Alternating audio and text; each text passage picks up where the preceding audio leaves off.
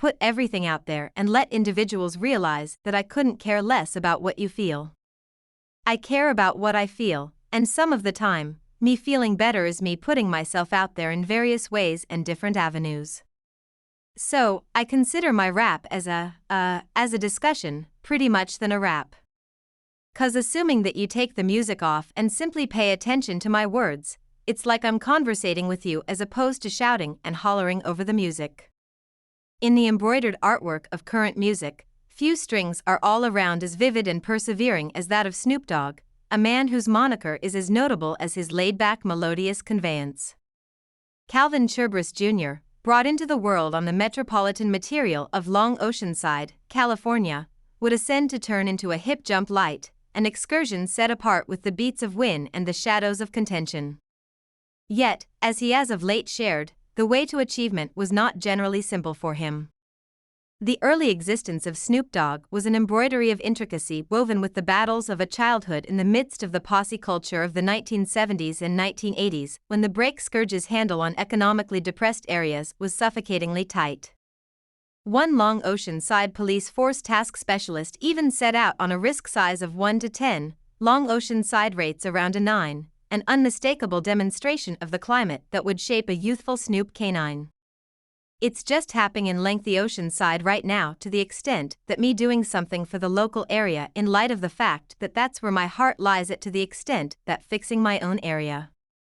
In the midst of the racket of posse wars and financial hardship, Snoop canine's mom, Beverly, stood as an encouraging sign, imparting in her child the ideals of difficult work and the prescience to imagine a daily existence past the requirements of their existence. Snoop canine's development into a lobby of notoriety rapper was a direction that, in spite of the gravity of his conditions, appeared to be practically predetermined. His melodic impacts, like Smooth Rick, sharpened his regular ability, one that dazzled the hallways of his high school, changing them into stopgap stages. When I enclosed by the lobbies at school, I would draw such a major group that the chief would think there was a battle going on, Snoop reminisced. The extraordinary call got through the wires of a call from Dr. Dre, one that would turn his excursion from the roads of Long Oceanside to the archives of music history. One day, the telephone rang, and the voice on the opposite end shared with me, "This is Dr. Dre, man," Snoop related. I believe that Dr.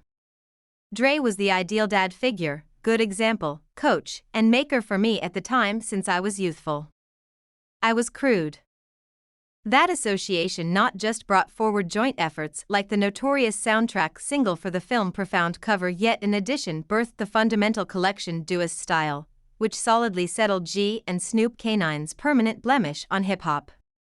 But I really wanted heading, and I really wanted some chiseling, and he was capable to shake me and form me and educate me the correct method of how to make it happen.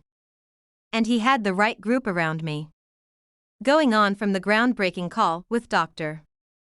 Dre, Snoop canine's process would before long experience turbulent waves, peaking with a charge that shook the center of his persona and profession: murder legitimate difficulties. Of late, it is the lawful issues, charges he was engaged with a Southland murder, that have taken the spotlight.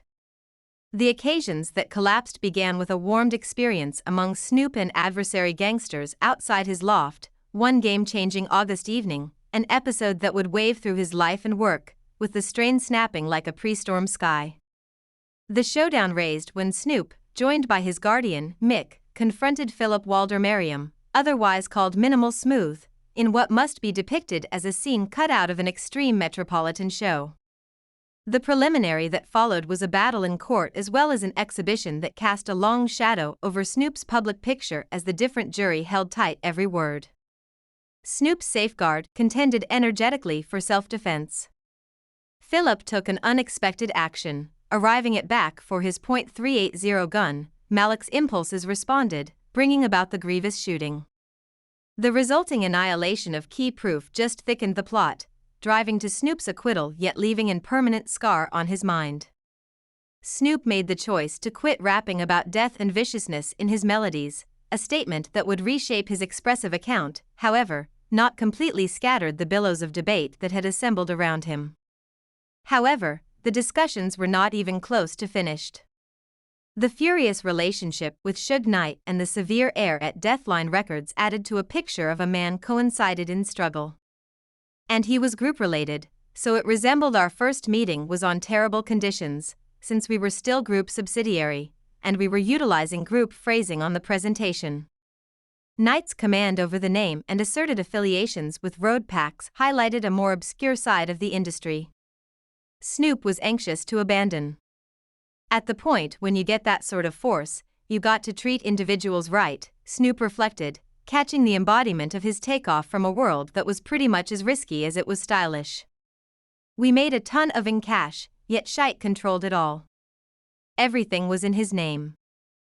He disseminated the cash, he passed it out, he gave you what he felt you ought to have. With his lawful woes in the back view, Snoop K9 turned his sights to the skyline of business. His essential moves inside the business, for example, assuming to be an influential position at No Limit Records, displayed a psyche sensitive to the subtleties of business. However, it was his foray into the flourishing substances market that genuinely put him aside, adjusting his image to a social shift towards legitimization and acknowledgement. Also, his intercession to save the dearest Roscoe's Place of Chicken and Waffles chain not just gotten a social staple yet in addition exhibited his obligation to local area and legacy. These endeavors were far something beyond monetary speculations. They were conscious strides towards reshaping his image from a hoodlum rapper to a diverse investor with a brilliant touch. Relational connections too assumed a crucial part in Snoop K9's odyssey. The early mentorship and organization with Specialist Dre filled in as the foundation of his entrance into the music world. However, it was his cooperations with industry titans like Expert P that charted the course of his development. Ace P told me the best way to put a mark together, how to go get cash, how to eat, instructions to bring in cash off my visits, how to bring in cash off of motion pictures, how to make. Ace P, a figure who remained an unmistakable differentiating, offered not simply an opportunity yet a lifesaver, driving Snoop out.